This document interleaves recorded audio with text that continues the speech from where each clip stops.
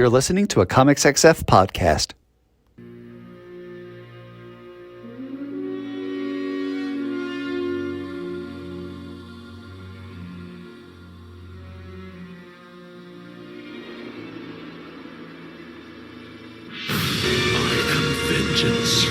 I am the knight. I am Matt Laswitz, and welcome to this week's episode of Bat Chat with Matt and Will, a Batman ranking podcast, where each week my co-host Will Nevin and I dig into 3 Batman stories, discuss them, and rank them on the big board, thus creating a giant list of Batman stories from best to worst. Will, how's it going tonight? No, it's going, Matt. Okay, 3 things to talk about. I'll let you pick what we talk about first. We got bugs, we got game shows, we got movies. What you want to take up first? You know what, let's just get bugs out of the way. Okay, we'll do bugs.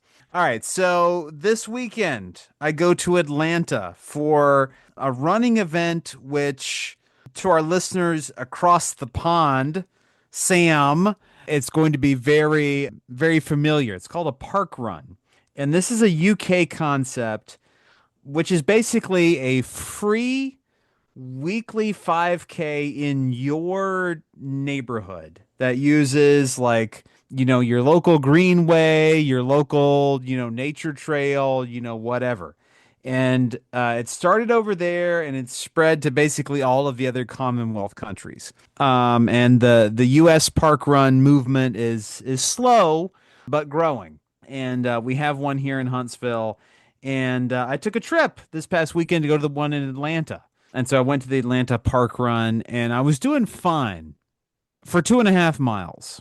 And then, in my adult life, I've run something like 15,000 to 20,000 miles. Like I'm fairly regular and fairly serious. This has never happened to me before. I got a bug strike directly in the back of my throat. Oh. And look, we all get gnats sometimes. You run into little gnat cloud and they're like, ugh, gross, whatever. This was a bug that hit the back of my throat. And again, this has never happened to me before. And so I'm coughing, I'm sputtering, I'm gagging. Like it is terrible. And the thing that makes me really mad is that not that this happened like during the run, but that my throat is sore for like the rest of the day. This is not fair to me. This is not fair to the bug. The bug is just living its life and it just happens to fly down my throat. The Atlanta Northside Beltline Park Run was a lovely time. I met a bunch of people in town for the World Cup. Met a guy who was a PhD student at Georgia Tech from Tehran. And he said he had only lived in Tehran and Atlanta. And I was like, those are 2 very similar places. Again, a very nice time over in Atlanta, except for the bug down the middle of my fucking throat. And I'm like, this is so gross. And I hate it. Okay. That's bugs taken care of. We are down to movies and game shows. Game shows. Game shows. Movies, because it'll be the... Actually, I already have something game showy that I can talk about. Okay, what you got? Go first. No, you go first. So I don't have a real job. I'm just a professor. It leaves me plenty of free time. And I'm on a bunch of like casting emails casting emails, especially for Atlanta, because it's relatively close. And there's one for like, hey, if you're in driving distance to Atlanta, like apply for this game show. I'm like, sure, why the fuck not? I did one last year and I got an interview for a second one. Scrambled up one more game show that nobody's ever heard of before. You say never heard of that one? Yeah, it is just it's just jumbled style word puzzles. But they have like little clues that that get easier and easier as the puzzle becomes easier and easier to solve. Interesting interview. I talked to the gentleman who is worried about AI replacing him as a casting producer, but we'll see where that goes. Okay, your game show on Friday. Well, the episode of Jeopardy on Friday. They get to the first contestant, and I've got a fork of food up to my mouth as we are watching Jeopardy over dinner, as we do. As one Yeah. does. And I drop my fork because, son of a bitch, I went to college with the first contestant on Jeopardy that day. Well, hey there, look at that. They were a year ahead of me, but we were both in the theater department. We worked together on a few different shows over the years. It's like, well, good for Deirdre. She was on Jeopardy. Very proud. Got steamrolled. She put up a valiant effort. Came out with a good score, but we're at as of the one we watched today, at a 7 or 8 game champion. So we got a guy who's on a roll here. Sometimes you do come up against the buzzsaw. How did Teenie Howard do? Teenie Howard did fine. Again, she was in the middle of a massive run. That Alas. was Jamie Ding, who's now like 5th or 6th most wins of all time. So I love that Jeopardy now has a whole page of stats. It's really convenient. Come and get it, nerds. Consecutive games won. Yeah, he's the 5th most games won in a row, 31 games. Yeah. Teenie was towards the end of that run, but still, that's not. This guy was number 5 for consecutive games, number 5 on highest winnings, and number 7 on all-time winnings. Yeah. I think to do really, really well on Jeopardy, you have to be a complete psychopath. And that doesn't always endear you to fans. And I remember that guy was not particularly beloved by the Jeopardy fans. This guy I thought was. I was surprised at how well liked Jamie Ding was. Or he was not getting the same hate that a lot of the contestants who especially are either not white or not men get. This guy was an Asian man, and he was very endearing, and I liked him a lot. Honestly, most of the Jeopardy big winners, there are very few who I've been like, I don't like this person. I respected Howitzer's like all in. Holzhauer, the thing about him, I think he's probably actually a decent guy, but he puts on this persona of being this cold as ice asshole. When he was on the Jeopardy Masters, he had them introduce him as a professional game show villain. He relishes that persona. But the thing you hear about, like the money he's given to charity and the charities he started, it's like, okay, you're a decent guy. You just relish being perceived as the anti Ken Jennings. The gosh golly gee, I'm having a glass of milk, Ken Jennings versus James Holzhauer, who's just, oh, hi Kitty in the background. Yep. Hi Kitty in the background. Hey Squeakers. Oh, it's Kitty in the background. Now closer to the foreground. Hooray. Okay, so that's game shows. Now movies. What do we got? Movies. Saw Toy Story 5 over the weekend. What did you think? You know, the only impression I really came away from it with, whatever. Did Tom Hanks and Tim Allen ask for too much money? Because they felt deliberately sidelined. I think that they have exhausted the stories around Woody and Buzz. Yeah. And so they needed this to be Jesse's movie. It got me as a lonely little kid who didn't have any friends. Like, I really didn't have any close friends until Dan. Yeah. So, Hi, Dan. Hi, Dan. So yeah, I that hit me in just the right place. I did 4 movies in the theaters last week. Oh my goodness. Well, I had Juneteenth off, so I did 2 on Friday, 1 on Saturday, and 1 on Sunday. I did Toy Story, and I did Girls Like Girls, which is a queer coming-of-age story written and directed by Haley Kiyoko, who is a musician who I am recently familiar with because Renee Montoya was talking about listening to a lot of Haley Kiyoko in that Batwoman story we did for Pride a few weeks ago. Did not realize it until I was like, oh wait, you're the one that Renee Montoya was saying, and Kate Kane's like, I'm too old to know who this is. It was fine. It was a queer high school coming of age thing, but set in 2006. So AOL Instant Messenger had a big part in this story, and all those Oh sounds were my like, goodness. wow. Children, go look up what an away message was. Oh yeah, seeing the away messages on the screens, it was like, oh good Lord, I remember all that shit. And what an art form the away message was. Mm-hmm. And then Saturday, I saw Leviticus, which I talked about last week, because I think I'm the episode I'm editing now, which is the queer horror movie from Australia. Very creepy, not as bleak as the past couple Australian horror movies I've seen. The end, there's a touch of menace to it, but there's also a touch of sweetness to it. But it's intense. If anyone can do queer horror, I would expect Australia to be able to pull it off. Yes. And then Sunday, Raiders of the Lost Ark on the big screen. Oh, my brother, that's going to be amazing. It was so Um, good. I loved it. oh, it has been amazing. I Yes, can't. it was this past Sunday, and man, was it great. It is a perfectly imperfect movie. There's obviously things where the script was like, it doesn't matter. We just keep the story moving. That's what this is based on the serials. They didn't care. We just need to keep this story going. It's funny. It's great to look at. Oh, it was so good. This weekend, I have just gotten my tickets for IMAX for Supergirl, Huh? for Abby and me compadre and Kristen, his wife.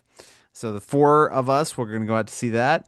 I hope I can squeeze in Jackass just before that. So we'll have a double feature Saturday. Laura and I are going to see Supergirl on either IMAX or Dolby, whichever large format had the right time on Saturday afternoon. And then Sunday, I am seeing I want to say it's a Hong Kong action movie. Yep, called Furious. That looks. A father fights fiercely against ruthless kidnappers to save his abducted daughter. So, Yes. kind of Taken, but Hong Kong action style. So, like crazy martial arts action throughout. Just gonna be sit back for, I think it's somewhere between 90 minutes and 2 hours, and just watching a guy beat the shit out of other guys to find his little daughter. And we're not talking like Taken, like she's a teen. This is a little girl that's kidnapped because it's hard to tell exactly what's going on from the trailer, but I think it's because he's either a cop or a fed or something, and they've taken the daughter because of that. So yeah, it's just going to be a lot of ass kicking, and it's been out for a couple of weeks, and the timing hadn't worked. And I was like, I'm going to miss this, and this is going to look so good on the big screen. I'm going to be kicking myself. And then I was like, oh, there's a morning show on Sunday? Sold. Hell yeah. Every other showing had been 8 o'clock, 10:15 at night. I'm like, Ugh, that's too late. I can't do night movies anymore unless it's like, a marathon or something. It's like, no, I want to see a movie in the afternoon. Even early evening's fine too. But if it's past 7 o'clock, no. Nope. Too old. Final movie thought. You passed this note along to me. I was trying to get my brothers to go and or at least watch it here at the house, but I've done my research and I found out that the Manhunter re-release coming up at the end of the month is not just a restoration, but it is also a new cut, and I'm so excited. Yeah, Yeah, Michael Mann went back and he's like, "Hey, maybe I should add more Brian Cox to this." I just saw the article and I sent it to you, and I didn't even. I was like, oh, I'll get around to reading this, and then I never did. But that's exciting. Yeah, July 24th. I don't have the best theaters here in town, but they get a lot of stuff, and I hope that they're going to get that. I'm on vacation with my in-laws in East Bumblefuck. Oh no. Not gonna make. Oh, boo earns. That is gonna be the second day of my vacation. Like, I am taking a week and a half off, which I cannot tell you the last time I took. Well, no, I can probably. It was probably last year around this time because I always forget to take my vacation days and have to squeeze them in at the end of the year. But But yeah, yeah, Michael Mann went back, did a restoration, remix of the sound, and a recut. I'm so excited. well, I will be getting that on the highest quality home release when it hits. I tell you what. Oh, they better do. They better do release. They better do physical media because I got it on Blu-ray. It might have even been a 4K, but like I want to say Shout did the best with what they had, which was not great. And I'd be really excited to see like, a man authorized home release version of this new cut of his. Criterion. Come on, Criterion. This is a thing for you to do. Hey, I understand that Criterion can't get everything, and I respect what Shout Factory does. They did a Oh, yeah. great job with RoboCop. You know what Michael Mann is really good at doing? What's he really good at doing? Cop stories. Oh, man loves a cop story. You know who else loves a cop story? Us? Yes, indeed. Oh, what a nice segue, Matthew. This was a good night. The segue worked because this week it's back to the mean streets of Gotham with three stories starring members of the GCPD. As we always say when we start a GCPD centric episode, yes, we completely realize that copaganda is a thing. We know the difference between fictional and real policing. And having just seen Toy Story with the Paw Patrol trailer attached, A cab includes Paw Patrol. Yes. Fortunately, one of our stories tonight leans harder into ACAB than possibly any other story we have ever done on this show. Oh, it certainly does. It certainly does. But that's If for, if if ACAB was a Tales from the Crypt story, that's what we got tonight. but that's the final story of the night. So we're starting instead with GCPD. This is Batman GCPD numbers 1 to 4. The writer is Chuck Dixon, with pencils by Jim Aparo, inks by Bill Sienkiewicz, colors by Ian Laughlin, letters by John Costanza, and edited by Scott Peterson and Darren Vincenzo. The cover dates are August to November of 1996. What does the GCPD do when they're not chasing costumed freaks? After a falling out over a case, Bullock and Montoya split up, with Bullock and his new partner chasing a serial killer, while Montoya gets involved with an attempted kidnapping on a diplomat's wife, along with Sarah Essen and Hardback Bach. Meanwhile, Kitsch and Kaz chase big-ticket thieves, while Officer Hendricks tries to track down who's been stealing office supplies from Central. You First, could. Oh, I'm sorry. After you, sir. we do have to start with, for this and the next story, problematic creator watch for Chuck Dixon, noted right-wing crank. Asshole. This is a great Law and Order script where you just scratched out all the names and you replaced them with Gotham folk.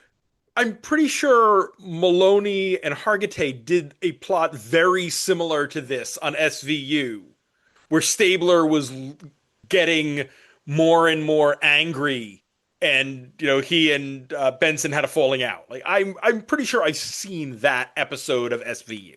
I mean, this really just hit all the beats of your normal like police procedurals. And I say that with no derision. I love even a mediocre police procedural. Like it's like a warm bowl of like mashed potatoes for the soul. Like I will eat it all up. This does not have the same intensity of Gotham Central. No. This is a much lighter fare, partially, I think, because of the miniseries of it, that Gotham Central had a cast, and they were the cast of that book. They were the characters that lived and died in that book. All of these characters, except for one, are established characters who are supporting characters in the Bat books. So if anything major was going to happen to any of them, it was going to happen in the Bat books. So you knew the one guy they introduced was going to wind up in a bad way. But I mean, you could see how this book had to walk for Gotham Central to run. Absolutely. This is one of three GCPD centric miniseries from this period. We've already done Gordon of Gotham. There's another one called Gordon's Law, and this. And all collected in the same trade, by the way, which is a fabulous, fabulous trade. Yes. And someday we will get around to Gordon's Law when we do another Jim Gordon episode. And it's nice here that Gordon is sidelined. Gordon appears on a few pages, and that's it. And it is the equivalent of don't use Batman or Joker because they're going to take the scene. If you're telling a story about the GCPD, when Gordon's on the page, it's about Jim Gordon. They use him as this perfect spice for just a couple of little moments that are just there. Just like, yeah, because Jim Gordon has to be involved, but it's not focused on him. It's really focused on major crimes and the full cast of the GCPD at this point. Bullock, Montoya, Kaz and Kitch, Sarah, Essen, and Hardback Bach. You see Moses and Murphy, the homicide cops, Hendricks, the office manager cop, who's delightful, and Mortimer Gunt, the coroner. These were all of the GCPD characters who recurred throughout that entire 90s Mensch, Grant, Dixon period. And they all are unique characters. This isn't an interchangeable thing where you could have shifted Sarah and Bach over to the Kitchen Kaz story and it would have read the same because there's a different dynamic. Is it wrong that the story that I think I might have enjoyed the most was Hendricks trying to figure out who was stealing office supplies from the No, GCPD? that was absolutely delightful because it was a nice break from kidnapping and insurance fraud and theft, and there's probably a murder in there. There feels Oh, like there was a murder in there. Bullock and Sung are chasing a serial killer. Oh yeah, that's right. And new character Detective Sung, who was introduced here, and so you knew that no good was gonna come to poor Kevin Sung. Hey, he survived. He did. He got his golden parachute. He got his pension. Although I will say that, as we've said before, it is very easy to be less charitable to Chuck Dixon. And there are some things in here, a few of Bullock's lines to Sung. If it were Greg Rucka, I would assume he was trying to show that Bullock can be an insensitive ass. Like we see later. Yes, that those cops who have a very specific line, it's like, no, these are bad guys, and Rucka's making that clear. Bullock's initial dismissal of Sung before he even, I didn't order Chinese, somebody's playing you. If that were Rucka doing that, I'd be like, oh, he's just saying that Bullock's a dismissive and that, you're casually racist uncle. Dixon, is he actually trying to be funny? Is that line supposed to make me laugh as opposed to making me cringe? There is, and we'll get to this in the next story, but there are some uncomfortable attempts at comedy in the stories tonight. And they are Chuck Dixon humor to a T. Yeah, And in all fairness, they're 90s humor. yeah. So I can't completely blame Dixon because there are people who regret making those jokes who are not assholes. It's wild what used to pass for comedy. Oh, And yeah, there's so much complaining about comedy's so woke now, you can't tell a joke, but I come back over and over to Ace Ventura. That was a comedy movie that was a smash hit. Everybody fucking loved that movie. Everybody fucking watched that movie. And it is rotten and transphobic to its absolute core. And that thing would not get made today. the Bill and Ted movies are 99.9% hold up. They're fun. It's great. And then there's that one moment where they hug. and they pull back from each other, and they each drop a big ol' F-bomb. And it's like, oh. Crazy. And then they do a callback in Bogus Journey and do the same thing. And I'm sure if anybody asked Keanu Reeves about that, he would apologize now. Yeah. But I think most people aren't going to ask him because they know that he knows better. They know he wouldn't do that again. They didn't do it in the third one. It's not like they did a callback to it there. You read Dixon stuff and it's kind of like, I think he thinks he's funny. Yeah. And he's not. And that's not funny.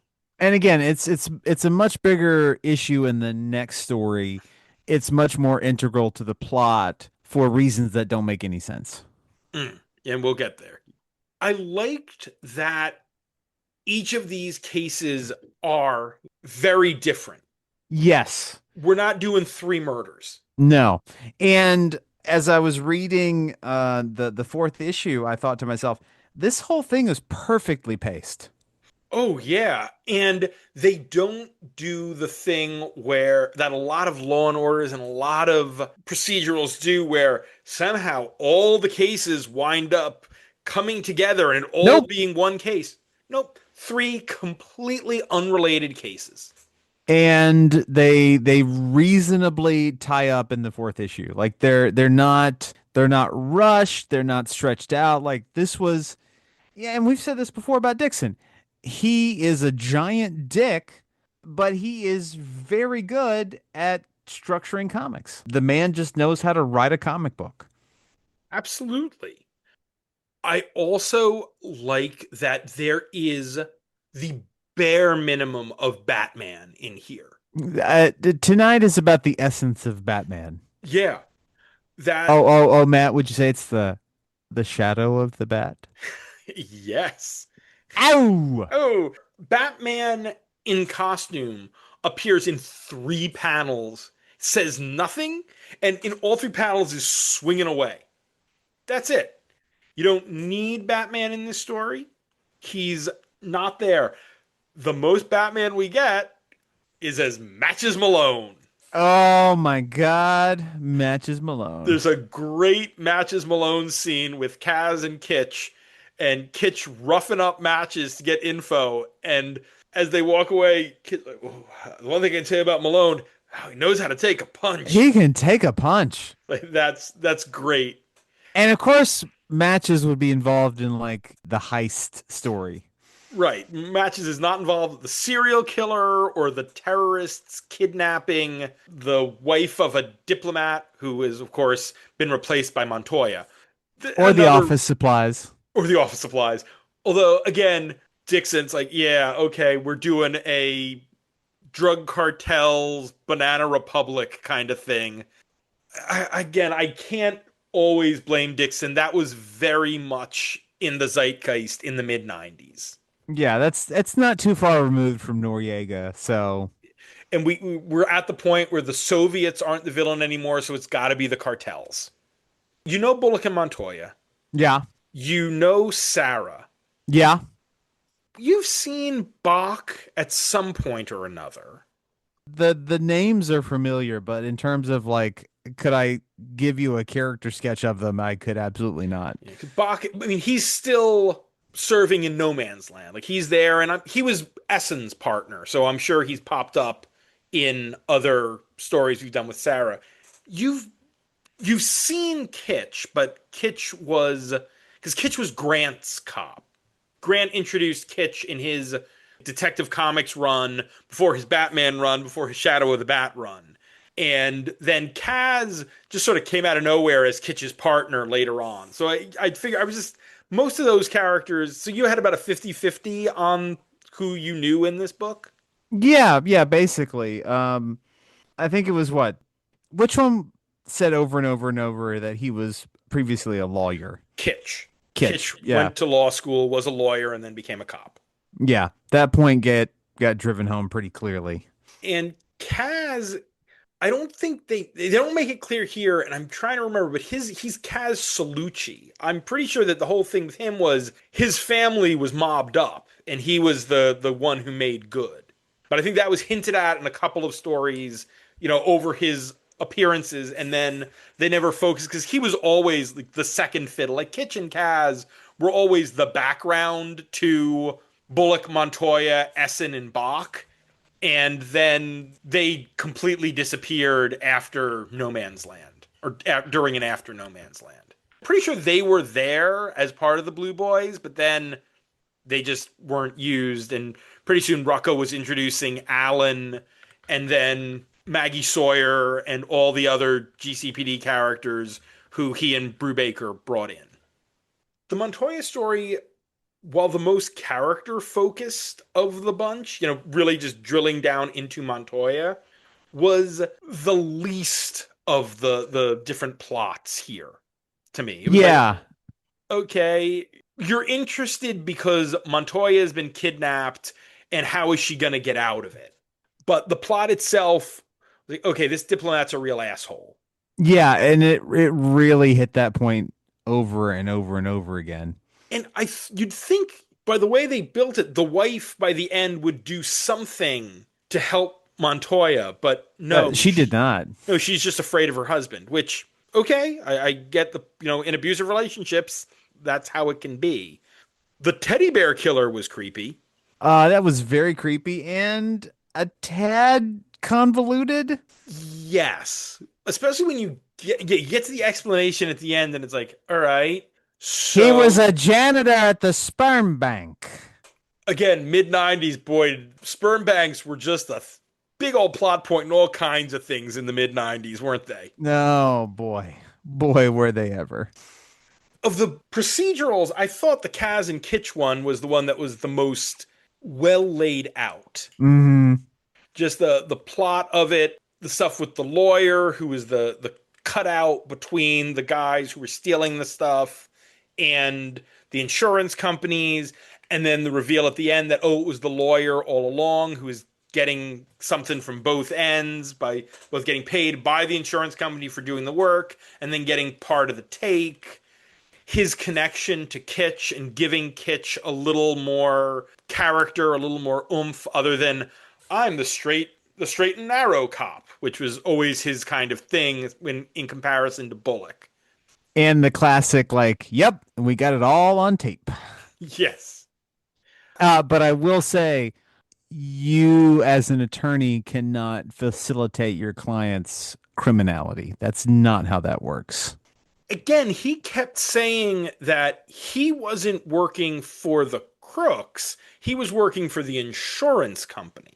He wasn't the lawyer for the guys who were stealing the stuff. He's the lawyer for the insurance company. So he's working on their behalf to get the stuff back and paying out half the insured value versus the full insured value if it remains stolen.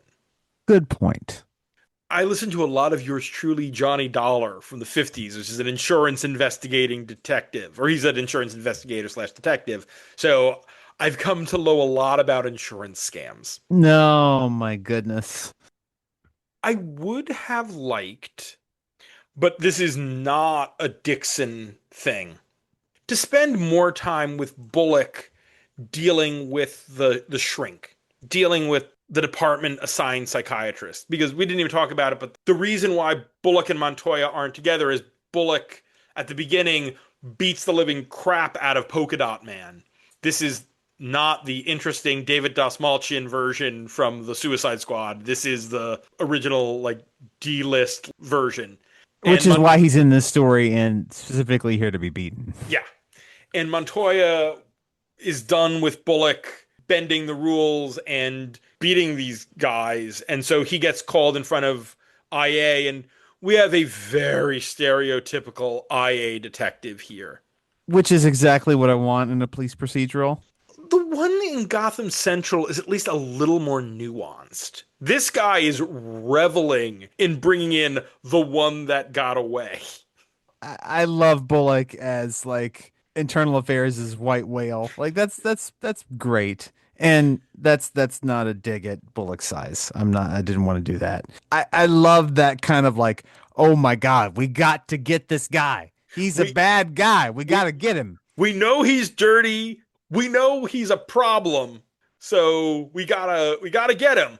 Oh, and Bill Pettit was in here too. I forgot that was the other GCPD officer who was a character at this point. Pre No Man's Land, gone round the bend, Bill Pettit. But He's the still, SWAT guy, right? yeah, he's the head of SWAT who, in No Man's Land, is the guy who just where we are now broke off from the Blue Boys and has created this like militant wing of former cops.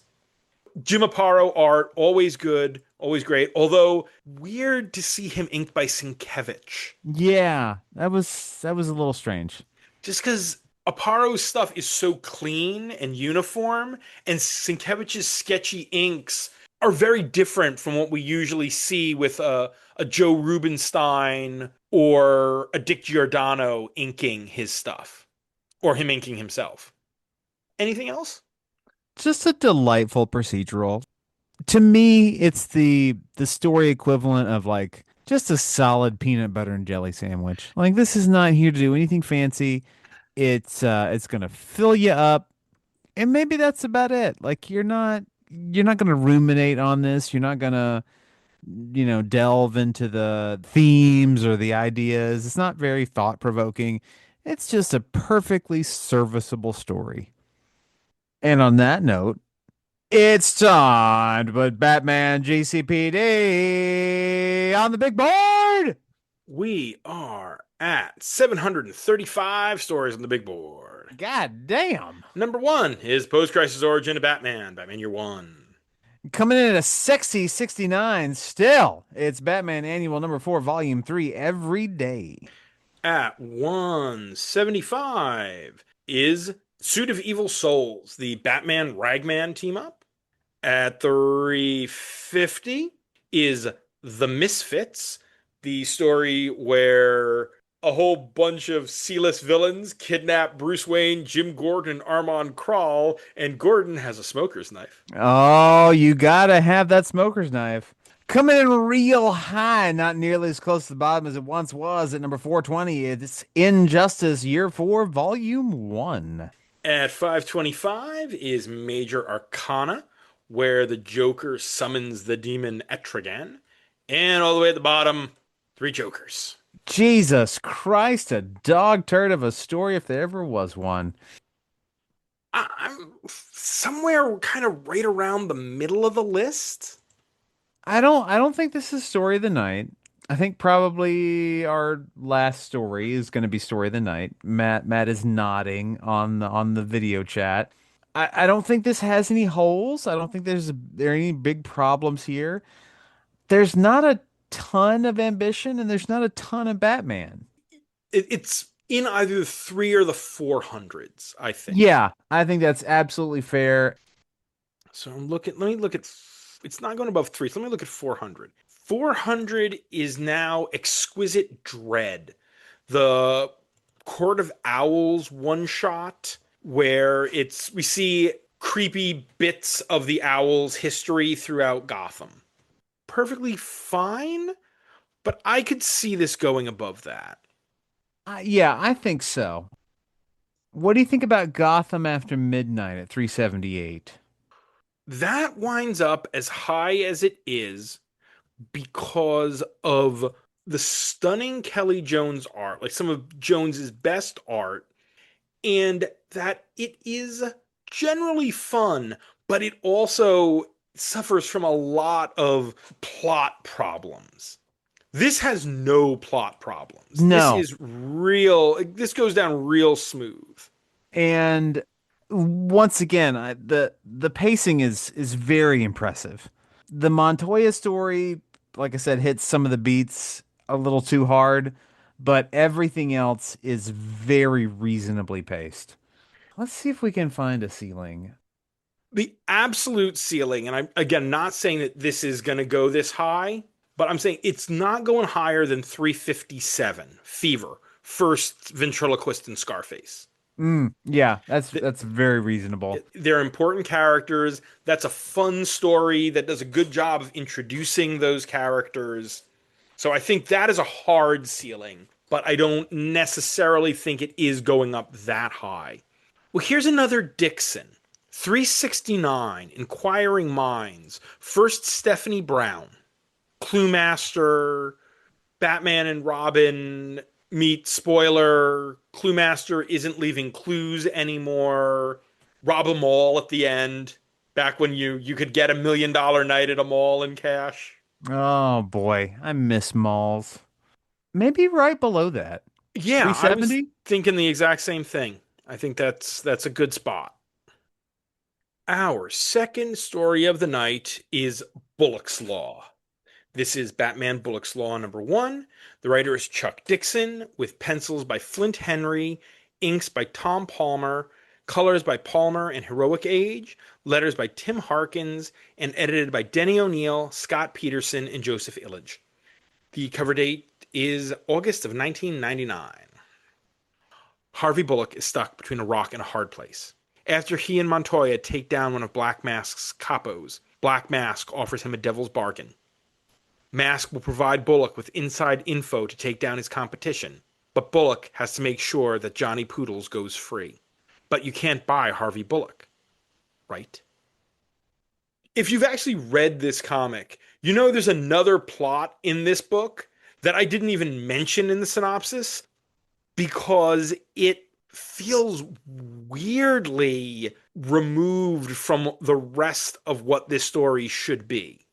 I don't understand why the Widow Whacker story is in this book. To give it some heft, maybe? But you'd think a story about Bullock having to make a choice about whether or not he is going to take this information from Black Mask and whether he's going to basically sell his soul to Black Mask is a hefty enough story. But then also you have the GCPD doctor that's trying to throw him off the force for not making weight, which is weird to throw on top of that. Because if you read it, it almost seems like he's taking the Black Mask info so as he won't get thrown off for being overweight. It's very confusing and messy there in the beginning. Like, and yes, it all ties up in the end, and he blackmails the doctor, and it's all just brushed aside with a nice big laugh. But you could cut a lot from this book, and I think it would be stronger. Yeah, this was, I think, 54 pages. This could have been a much tighter, with 10 pages of ads, that's a 64 pager. That's a double sized comic. Because comics back that were 32, 48, 64. You could have done a 38 pager with 10 pages of ads, and this would have been a tighter story. You just make it about Bullock facing this choice of what to do with Black Mask offering him this information, and it becomes about Bullock possibly selling his soul to Black Mask and then deciding not to, and it would have been a much cleaner story. Yeah, and as Bullock is wont to do, basically doing wrong, but making it all come out in the end. Yeah, Bullock will always willingly admit he bends the rules, but he never breaks them. He's not the Bullock of Cape Crusader, who was a dirty cop. Bullock is a tarnished cop, but he's not a bad guy and he's not a crook. He's not a criminal. This one, I won't say frustrated me, but it just felt really all over the place and it couldn't pick a lane. No, tonally, it's weird. The art style is weird. It's just kind of a mess. Flint Henry had worked with Dixon before on Man-Bat stuff. Yeah, Man-Bat makes perfect sense with this art style. He'd done a 3-issue Man-Bat miniseries and a feature in one of the showcase miniseries with Dixon and Man-Bat. And it's like, yeah, absolutely big monsters. I remember one of those issues has a Man-Bat Killer Croc fight. It's like, yes, that is what this guy does. He worked with John Ostrander on the later issues of Ostrander's creator-owned Grimjack, which is this like sci-fi fantasy melange series set in a city that is the nexus of all these different realities. So he was able to draw all this crazy stuff, and it was all heightened and weird, which is perfect for this guy's style. But doing what feels like a straight cop story didn't work. This would have felt better if it was Graham Nolan or Stas Johnson or even Scott McDaniel. It probably would have felt more natural to this, or Aparo. I tend to be a little more forgiving of non-house style art than you are, but it really hit me here that this style didn't suit this story. No. And again, like this is it's very busy. Like there's a lot of stuff going on in the background. The inks are relatively heavy, and that just, like you said, it just didn't lend itself to the story. It just doesn't make sense to me why you would have gone with this art style unless it was simply a case of either Dixon wanted to work with Henry again or he's fast and they wanted to get this out. It's also weird, by the way, when you look at that cover date of August of '99. This came out during No Man's Land. It's clearly set, post Quake, but pre No Man's Land. But it just kind of came out in the middle of No Man's Land, which is weird when you would get these one shots and things during that period that weren't set during that period. Strange. Remember when things were normal? Pepatron remembers. I also, we get at the very beginning of this, the first victim of the widow whacker, this serial killer who's killing elderly women, was this film actress from old movies. And we know from various other Bullock stories that Bullock is a big fan of old movies. I thought that was going to mean more. It just made him feel a little guilty. A little guilty, a little sad. Made her watch this movie that had the one scene with the guy talking about how his personal honor doesn't matter as long as you win the war, which made Bullock think about being willing to work with Black Mask. There's a decent story under all of this. It's just, there's way too much ornamentation. Mm-hmm. It's like somebody comes in a jacket with like epaulets and shiny, like brightly colored buttons. It's like, no. Take Fake those medals. off. Yeah. Take all that off. Put regular buttons on there. Get rid of the stuff on your shoulder. And you've got a really classy jacket. This is the overdone costume jewelry jacket of comics. One of the things about GCPD that I thought was especially charming was the complete lack of any of the freaks that we normally see in a Batman book. And at this juncture, Black Mask is one of the less freaky of the freaks. He's basically just a mobster who wears a mask. He hasn't gone either cult leader or my face is completely fucked up. I'm just a guy who's wearing a creepy mask. But would it have worked better if it were just Tough Tony Bressie, one of the mob characters that Dixon had in other stories? So I think Bressie might have been dead at this point, but you know what I mean. Yeah. Yeah, it gets a little silly when you're bringing in all the false facers, when everybody's in a mask, and that gets a little exhausting. Also, I thought Black Mask and his Lieutenant Froggy would have been a little more annoyed that Bullock, when they send him after this biker gang, Bullock goes after them wearing a mask and saying he's working for Black Mask. Wouldn't the whole point of this be keeping Black Mask's fingerprints off of it? I thought that was going to become a part of the story. Yeah. And no, it was just so Bullock could set up the throwdown between the biker gang and the false facers and use that to escape in the end.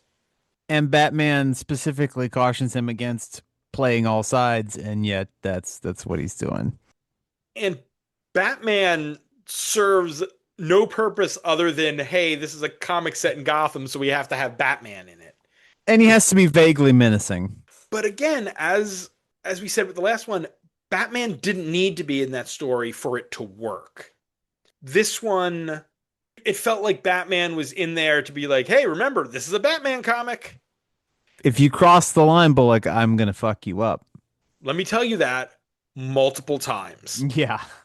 And the fact that the Widow Whacker is a false facer comes out of nowhere and doesn't, again, really serve the story.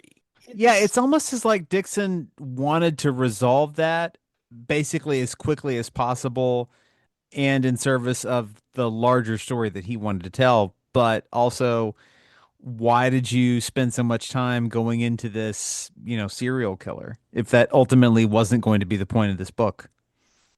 I kept saying this should have been about Bullock and his Dark Night of the Soul with Black Mask, but it could have been instead about Bullock hunting this serial killer and having seen this actress who's he remembered and maybe connecting that all of the women who he was murdering were these actresses. And Bullock uses his knowledge of these old movies as part of solving the case.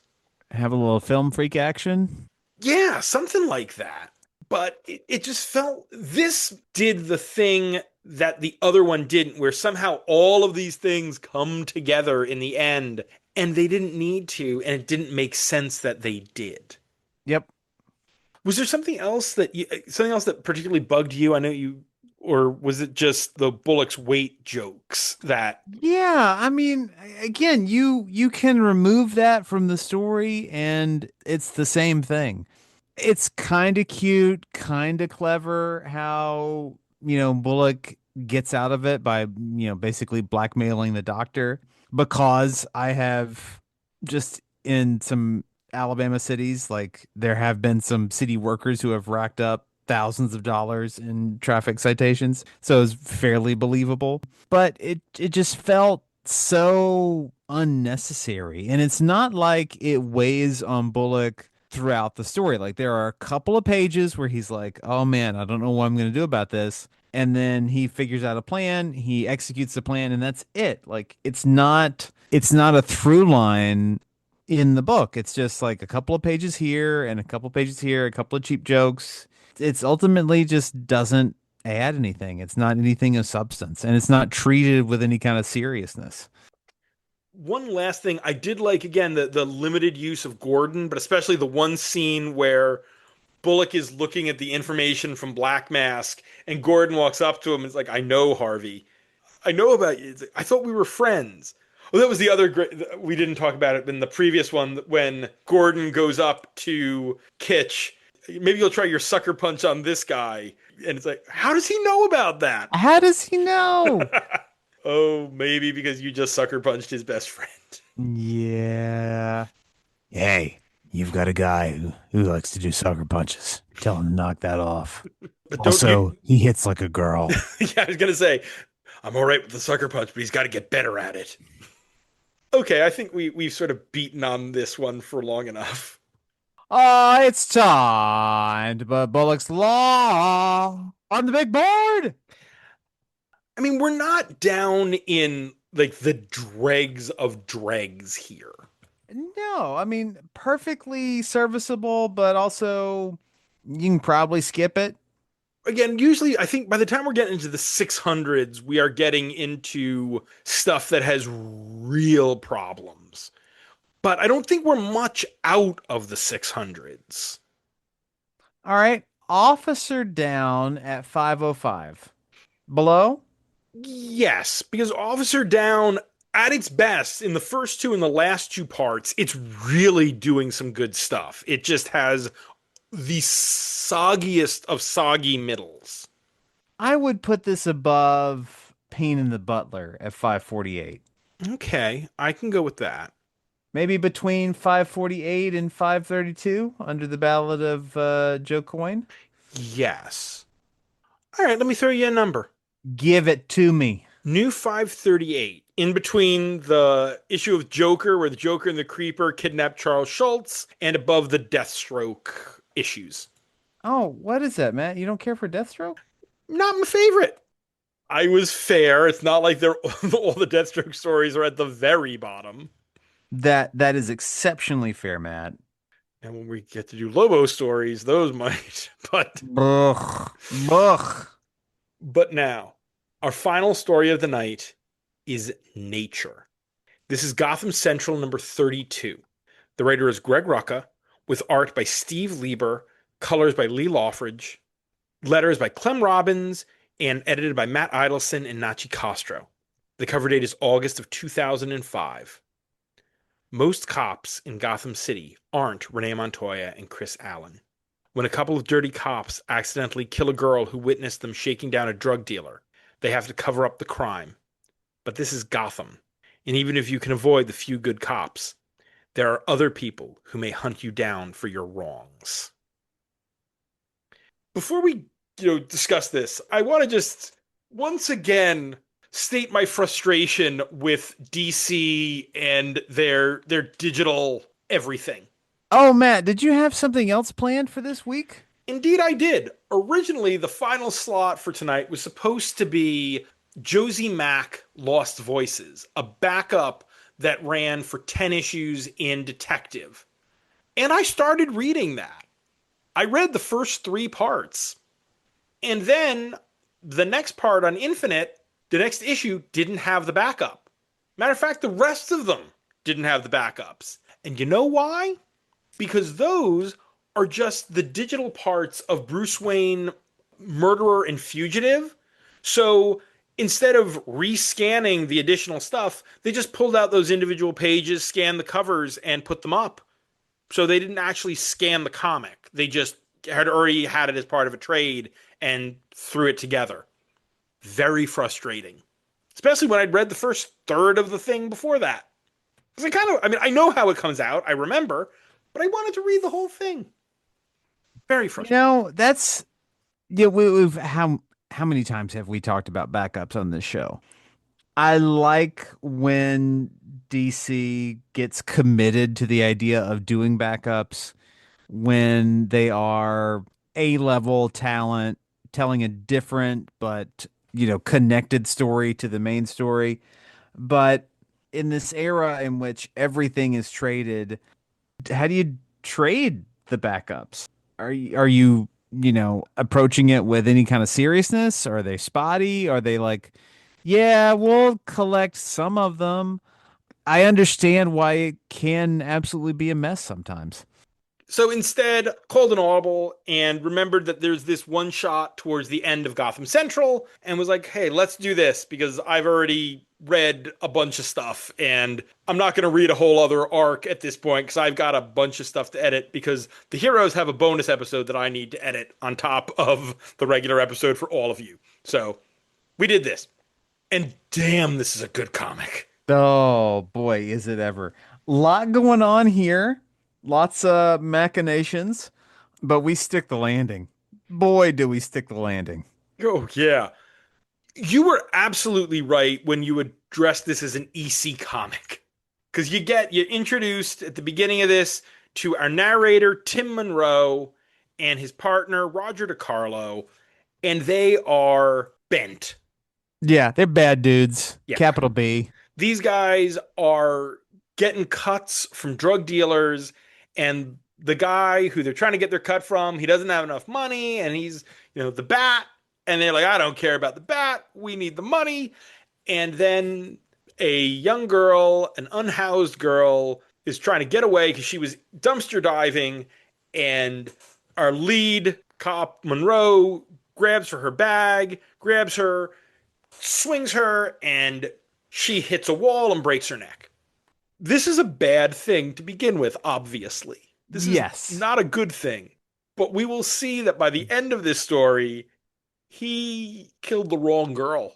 Yeah. You should probably kill someone not under Poison Ivy's protection. I wish Ivy hadn't been on the cover, so it would have been a bigger twist at the end. Because we're at the point where we're still close enough to No Man's Land where even after No Man's Land, Ivy still was in the park and was still the guardian of those orphans. As I'm getting through this story, I think to myself, oh, that cover was kind of a tease. That's not going to pay off. They just threw Ivy on the cover randomly. And I'm like, Oh. Yep, you get to the end and there's Ivy, and it's sometimes nice when you can root for the bad guy because the other guys are the worst guys.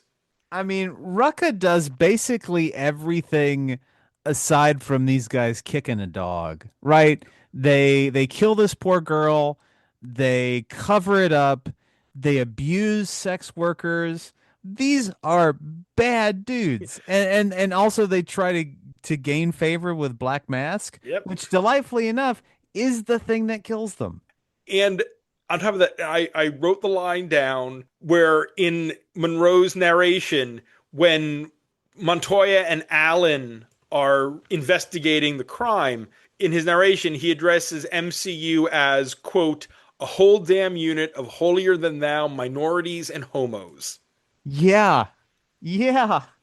A different writer at a different time, I might have felt differently, but like, no, this is showing you just what level of scumbag this guy is. Yeah. It is okay for a writer to write a character saying something like that if they are a bad guy.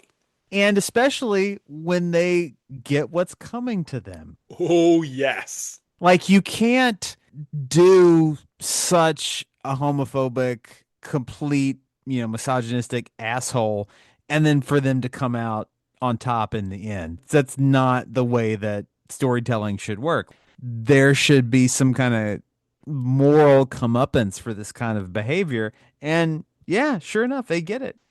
And throughout, I mean, we get these guys, like the two guys that these two we see spending time with are, I kept calling him Lieutenant Hawaiian Shirt, Kenzie, who, might have been a background cop in some of these other scenes, but this guy's like just the cop in the Hawaiian shirt who spends all his time at the cop bars. Like, you also know this guy's not a good dude. No. And Corrigan, who we know is a bad guy. And Corrigan, who just keeps taking these guys for more and more money. I love how simple this story is. And I love that it is narrated by Monroe. And you spend the entire time in his head just seeing how he justifies what he does. All of his bad thoughts, all of his just scumbaggery right there on the page. Thinking about how his ex-wife said, you're the front line of a war between good and evil, and he'd be Nah. like, in a world with the Joker, how can there be good and evil? There's just people. It's like, no, in a world with the Joker, it is very clear that there is good and evil. Just because someone is worse than you doesn't mean evil doesn't exist. And all his talk about, the survival of the fittest. Again, it's just perfect in just how everything he thinks and does is just awful. And Montoya and Allen they knew if this guy hadn't gone and gotten himself, both of them hadn't gotten themselves killed by Ivy, Montoya and Allen would have brought them in. They knew that these guys were lying. They might not have known they killed the girl, but they knew that they were not telling the truth. No, of course. The whole thing with Black Mask, because we're post-war games here. So he is in charge of the Gotham mobs at this point. And them putting the screws to their buddy, Kenzie, be like, we're going to do it. We're going to make it all. And you're going to give us more money. And we're going to take the stuff to Black Mask. So he knows that we did it. Thinking that they were going to get ahead. And that's when they're going to pay. And they're also not bright. They're going to the freaking botanical gardens in the park at midnight. It's just some floozy, just some lady, just some cutout that Black Mask is using. It's not going to be poison ivy or nothing. Just because we all know that Ivy's in the park with, her kids. Yeah, it couldn't be poison ivy. No, she doesn't work for Black Mask. That can't be it. Nuts. There's a real satisfying, and the one time they do, I won't say it's the right thing because there's nothing right about it, but they're supposed to get this item for Black Mask. And it's the one time where like, no, we shouldn't look at it. No. The guy kind of wants to, and he's like, no. we gotta play this straight. If they had actually given into their worst natures, they would have found it was the bag that belonged to the girl they killed. But no, this one thing, they're like, no, we got to play this straight. And then they pay for that. It's like, oh, that feels good. Man, Greg Rucka can write a beautiful one off. Yep. I think I talked about it last time, or maybe I think it was on the bonus. I went to a con earlier this month, and I grabbed a comic that I'm going to send to you. Ooh. I have a copy of it, but I grabbed it, and we can't cover it for this show because it is not a Batman comic, but it is a Spider-Man comic, a one-off in a Legends of the Dark Knight-esque book that was Greg Rucka and Eduardo Rousseau. It's a Kingpin story. That sounds very much like Greg Rucka's bullshit. Oh yeah, it is this guy. He's a lieutenant of Wilson Fisk, and it turns out that Spider-Man screwed up the job he arranged, and he realizes when Kingpin's consigliere, I suppose, calls and says that Mr. Fisk wants to see you tonight, he Uh-oh. knows that he's dead, and it becomes what he does on the last night of his life, and it's so freaking good. It is one of my favorite Marvel comics of all time, mostly because it's basically an issue of Gotham Central, only you swap out Kingpin for Penguin. And it's a Rucka Batman story. It's just using Kingpin instead of Penguin and Spider-Man instead of Batman. Maybe we'll talk about it on a bonus episode at some point. I love it. It reminded me reading this.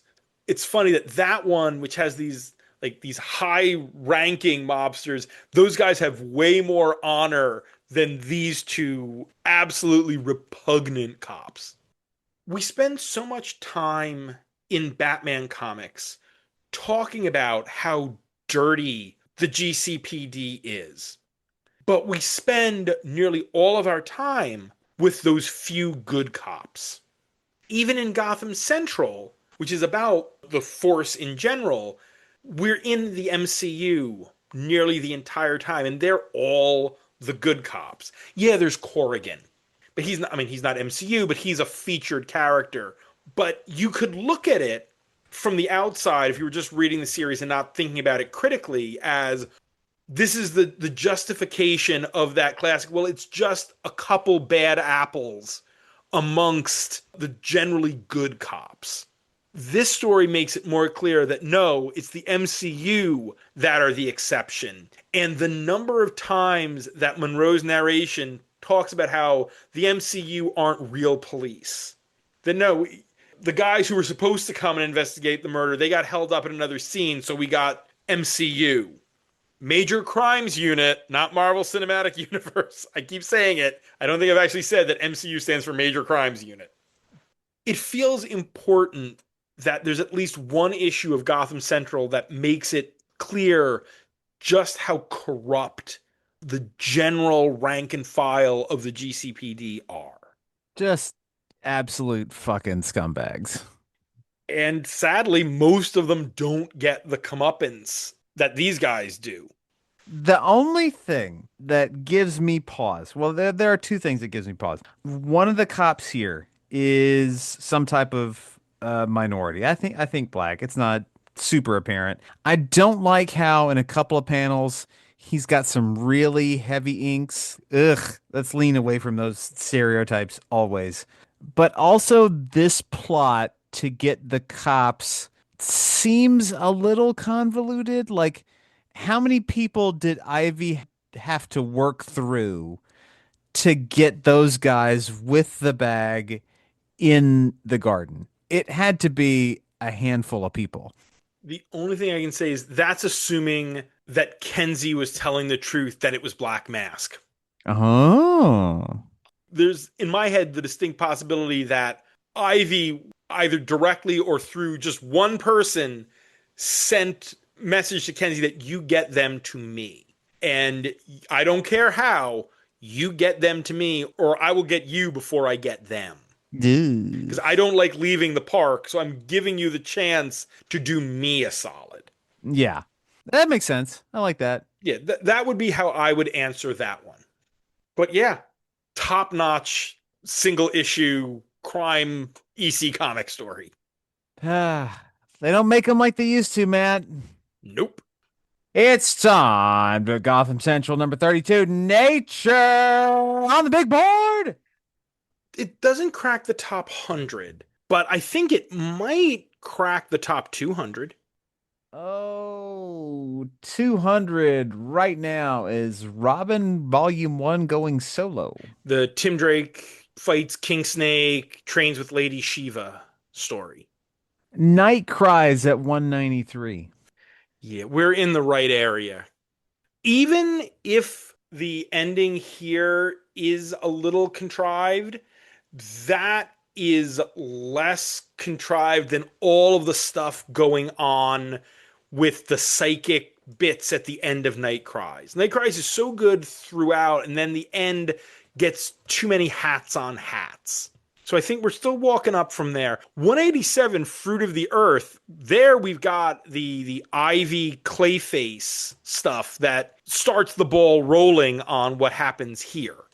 Oh, this is an interesting little pocket because we got 191 is You Should Have Seen Him, which is another one of those spiritual ancestors of Gotham Central. That's that one shot with the three cops talking about how they saw Batman over the course of the night and how each of them saw sort of a different version of Batman. Mm-hmm.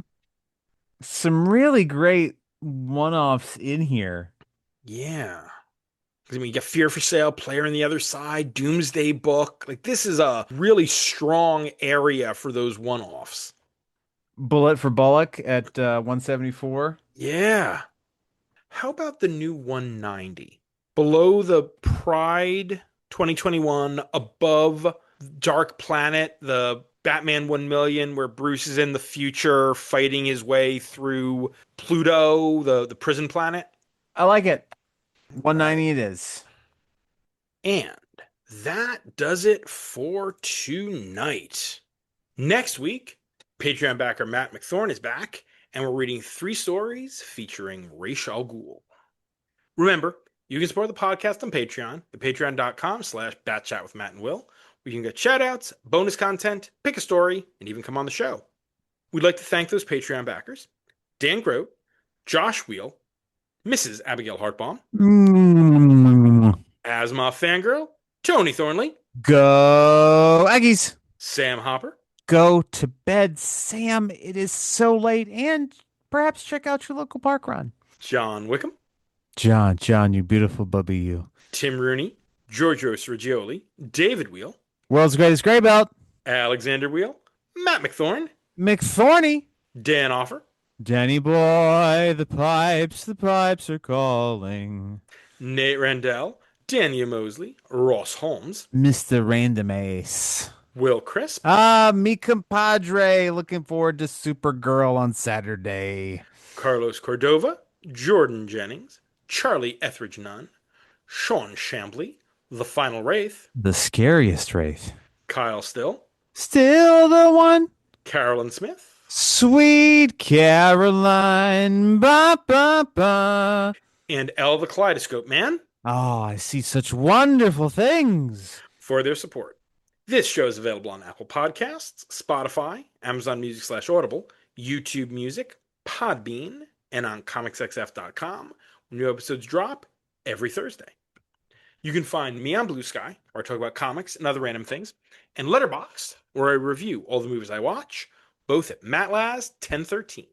I continue to be at the good place and the bad place, although I haven't checked into the good place in a while. I need to check in on that and see what's going on over at Blue Sky. But I'm at Will Nevin, also on Goodreads.